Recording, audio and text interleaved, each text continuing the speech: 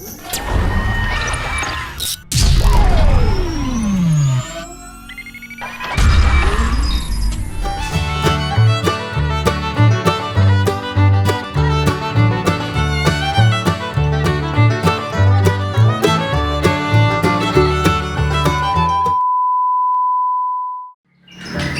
guys, welcome back to my YouTube channel Fahri Cupang. Hari ini gue bakal ngejelasin cacing, jenis cacing untuk pakan cupang. A few moments later, a few inches later. Yang pertama, cacing darah. Apa itu cacing darah? Cacing darah yang paling umum adalah nama ininya Chironomidae. Ini sebenarnya bukan cacing, tetapi sebaiknya mereka adalah tahap larva dari lalat nidge. Jenis cacing darah lainnya berasal dari genus Glycera. Meskipun keduanya sangat aman untuk cupang, Chironomidae jauh lebih mudah untuk dikembangbiakan. Di sisi lain, Glycera hanya tumbuh di kondisi laut. Nah, gue bakal ngejelasin jenis-jenis cacing darah untuk cupang. Jenis cacing darah untuk cupang ada 3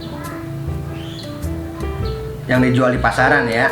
Ada beku kering, dan juga hidup. Setiap jenis memiliki manfaatnya. Namun mereka juga memiliki kelemahannya, ada kelemahannya juga. Jadi lo saat milih, lo harus mempertimbangkan nilai gizi, kemudahan ketika menyimpannya. Yang pertama, gue akan menjelasin cacing darah hidup. Cacing darah hidup merupakan cacing darah dalam bentuk paling alami. Jadi dia cacing darah yang cacing darahnya, dia bentuk alaminya adalah cacing darah. Mereka sedikit lebih mahal tetapi memiliki beberapa manfaat besar. Salah satu manfaatnya adalah membangkitkan naluri berburu. Naluri berburunya tuh makin What?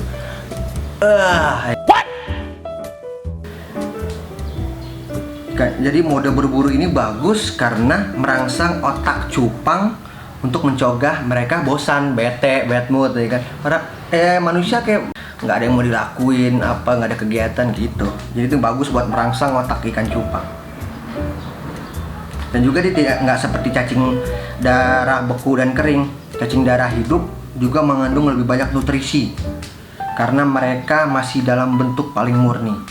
Cacing darah hidup adalah makanan yang ideal jika Anda berencana untuk jadi lo mau biakin, lo mau jadi breeder, cocok makan ini. Dan juga kehadiran cacing darah membuat cupang berpikir saatnya untuk kawin karena kelimpahan makanan sering terjadi selama musim kawin. Jadi sirkulasi musim kawin ikan cupang itu, kalau di habitatnya pasti banyak makanan di sekitar mereka. Baca. Itu bagus.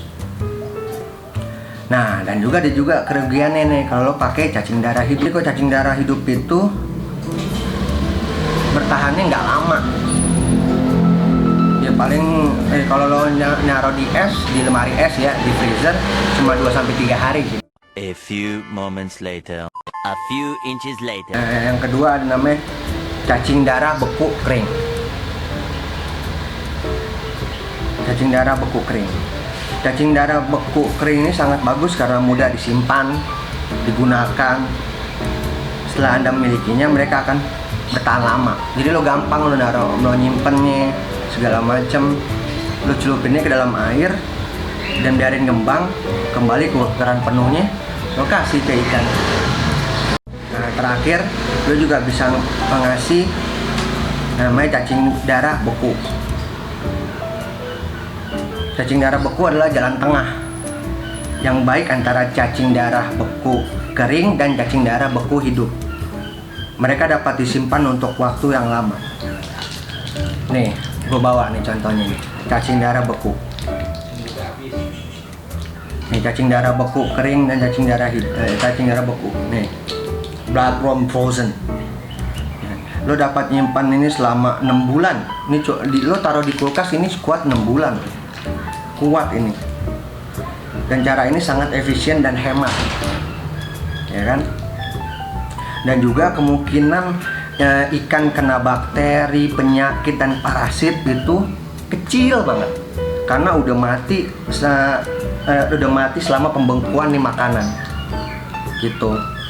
Nah, dan juga gue mau ngasih tahu nih takaran ngasih takaran cacing darah lo kasih ke ikan cupang tuh seberapa sih gitu. Cupang itu bakal terus makan kalau lo kasih makan. Jadi lo tuh harus butuh namanya takaran. Memberi makan cupang itu sebenarnya misalnya lo kasih cacing 1-2 lembar itu udah cukup. Satu cacing ya, 1-2 cacing itu udah lebih dari cukup. Karena kalau lo ngasih lebih, ikan bisa sembelit atau namanya konstipasi ya, nama kerennya, ya kan. Makanya lo ngasih cacing jangan terlalu banyak. Ya 1-2-3 lembar nggak apa-apa. Dan juga kalau lo ngasih banyak, cacing itu akan membusuk di dalam wadah ikan itu. Kan bahaya kalau makanan busuk di tempat ikan lo, ya kan.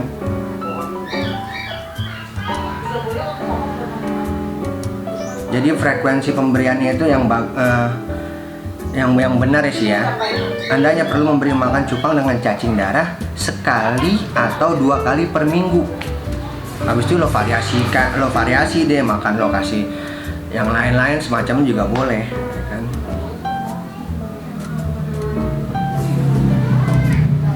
Dan juga kan kalau lo ngasih banyak kan lumayan cuannya keluar gede lo, ya kan?